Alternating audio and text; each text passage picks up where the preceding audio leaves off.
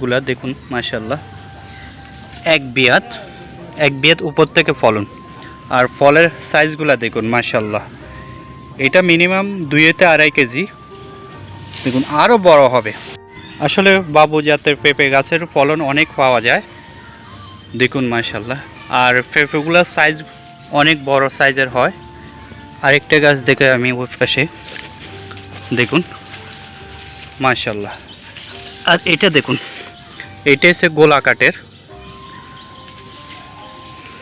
এই গাছটার ফলন দেখুন গোলা কাঠের।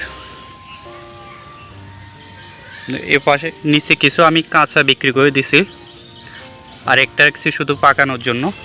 আর উপরে দেখুন মাশাআল্লাহ, প্রচুর ফলন, প্রচুর ফলন।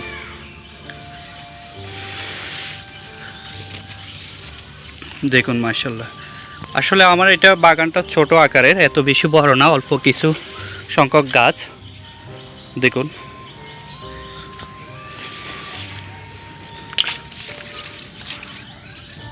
মাশাআল্লাহ। আর এটা দেখুন, এটা একটু লম্বাটে বেশি, চিকনা। আমি এই পাশে এগুলা কিছু বিক্রি করে দিছি, আর নিচে কিছু আছে। আর উপরে দেখুন প্রচুর ফলন মাশাআল্লাহ, প্রচুর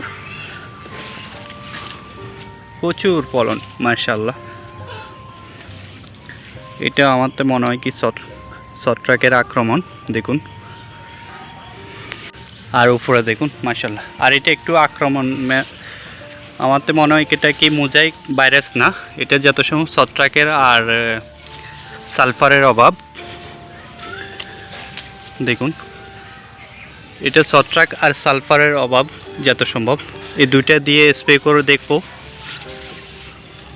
ফার্স্ট মোজাইক ভাইরাসের মেডিসিন ইউজ করব, পরবর্তীতে ছত্রাক আর সালফার এই দুইটা মিক্স করে স্প্রে করে দেখব, দেখা যাক কি হয়।